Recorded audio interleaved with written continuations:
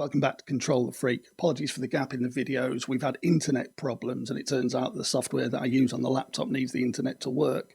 You can't just send it to the software without it. So that's why we've been having a bit of a break. Anyway, on with today's episode. We're going to look again at coercive relationships. And we're going to look at the stage that you reach once the flag phrases have had some success for the coercive partner. If you get to this point, the flag phrases have been successful, otherwise you wouldn't get to this point. The three elements you're going to look at is gaslighting, deflection, and smothering. Gaslighting hangs around through all three stages, by the way. It starts with the gaslighting, but it will hang around right through to the smothering. Now, being a man of a certain age and not doing social media, I had no idea what gaslighting was. Luckily, I've got a missus who's much younger than me, and she's well up on social media. She knows all about it, and I asked her to explain to me what gaslighting was. The minute she explained it, I recognised it absolutely. It's a fundamental tool of coercive control, and it's certainly something that I've used, and all coercive control people use this tactic. The history behind gaslighting comes from an old film. It was originally made in the 20s, I believe, and then in the 30s or 40s. I think it comes from a play. But the story goes something like this, that you have a young girl at the start of the story. She's being escorted from a house in the middle of the night where there's been a murder. And she's sent to, I think it's Italy, it might be France, but she's sent there to live with some guardians, friends of the family who are going to look after her until she's of age. When she's there, she decides to pursue her dream of being a singer. And she's not a great singer, but they kind of encourage her dreams because she's had an awful time of it.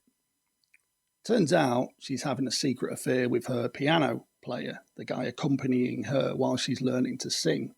And they're having a bit of a torrid affair in the background. And this guy's love bombing her and really making the biggest fuss of her. And he keeps saying to her that they should go back to this townhouse that she's told him about in London. Big old townhouse in a posh part of London. And he wants to go back there and start a new life away from all these guardians so they don't have to hide their affair anymore. And he manages to convince her of that. So they go back to this big old townhouse. When they get there, there's lots of memories in the house of what happened. There's lots of furniture that remind her of what happened just before the murder. So she wants it all moved. She gets it all moved up to the loft. Very quickly, this guy starts to gaslight her. What we learn is gaslighting later on. He starts to convince her that she's forgetful, that she's poorly. When they're in company, he starts to tell people things that she's done or things that she's forgotten. And then she says, well, I don't remember that. And he says, see, clearly there's a problem because you don't even remember that you've done it. And he convinces her that she's tired all the time and she's poorly and that she must go to bed and rest. So he sends her to bed every night early while he goes for a walk around the square. So there she goes to bed nice and early and he goes for a walk around the square. But what he's doing is he's going around the back of the house, going up the back way, up to the loft where all this old furniture is. And he's looking for some gems. It turns out he's the murderer who murdered her aunt or her mother. When he's up there, it's a very old house. It's set in the late 1800s, early 1900s, and he can't see what he's doing, so he has to keep turning the gas lamp up. And when he does that, it draws gas from all the other lamps in the house and everywhere else dims. But she thinks she's the only one seeing it. When she mentions it to him, he says, well, you're imagining it. Hence the term gaslighting. Now, in my experience, gaslighting is very different to lying, but you can see how people will draw a comparison. But if I try and give you a simple breakdown, if we take the term, the flag phrase, it's the men I don't trust. It's the men I don't trust is the lie, right? It's not the men they don't trust, it's you. The gaslighting comes in much later on when they convince you that it's your fault, it's the men they don't trust. There's something you've done to make them not trust men. The fact that you're going out with your friends, etc., that's your fault. If we look at another one like, let me help you. So that starts with, I just want to help, which is the lie. Later on, when they've taken all autonomy away from you and they're doing everything for you and they're blaming you for being lazy or incapable, that's the gaslighting.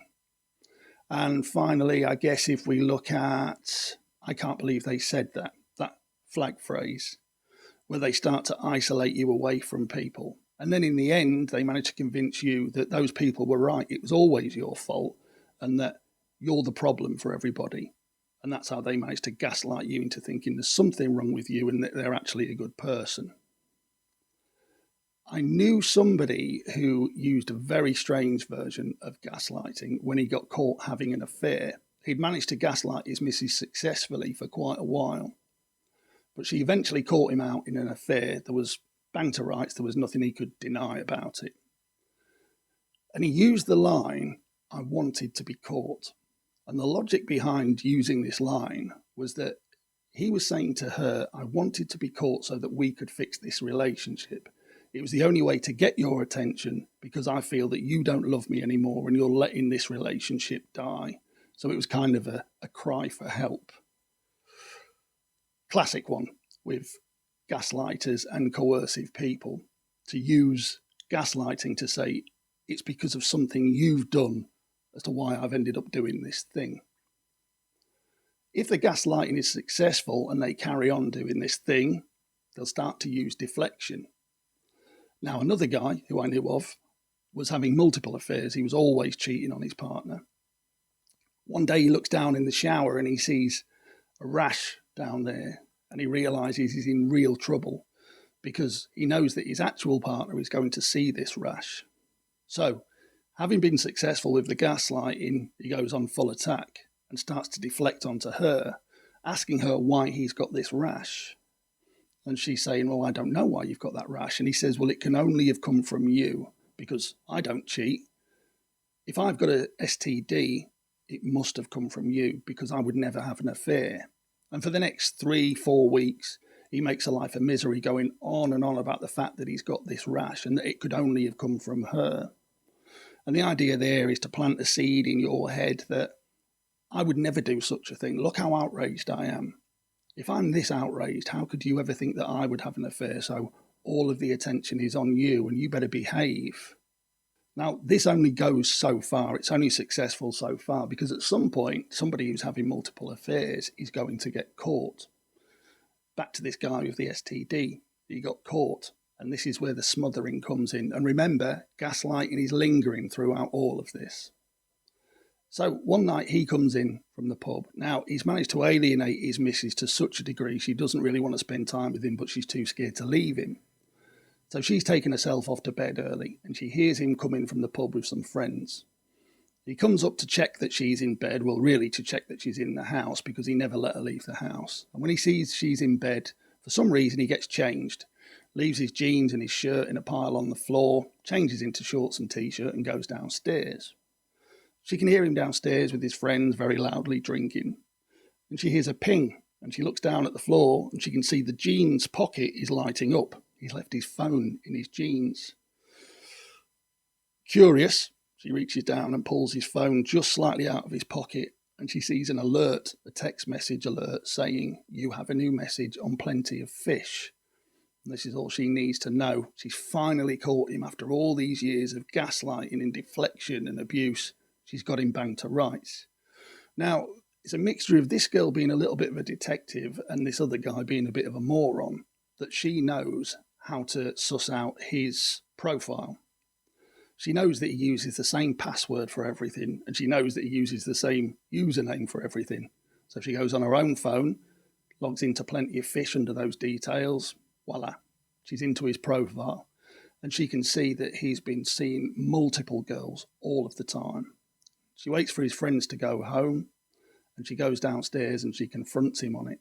Now, to start with, he tries to use the gaslighting to say that she shouldn't be going through his phone and that actually she's the one with the problem because nobody would go through somebody's phone if they were a good person. Then he uses the deflection. You only think I'm having an affair because you're probably having an affair. None of this works, thankfully. This girl has had enough. She's at breaking point.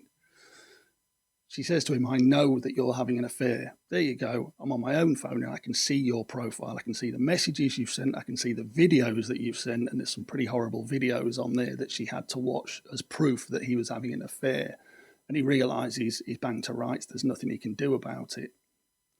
She says, "I don't want to stay in bed with you anymore. I'm going to sleep on the sofa." So she goes downstairs. She sleeps on the sofa. The next morning when she wakes up, this guy's asleep on the floor next to her on the sofa. The smothering begins.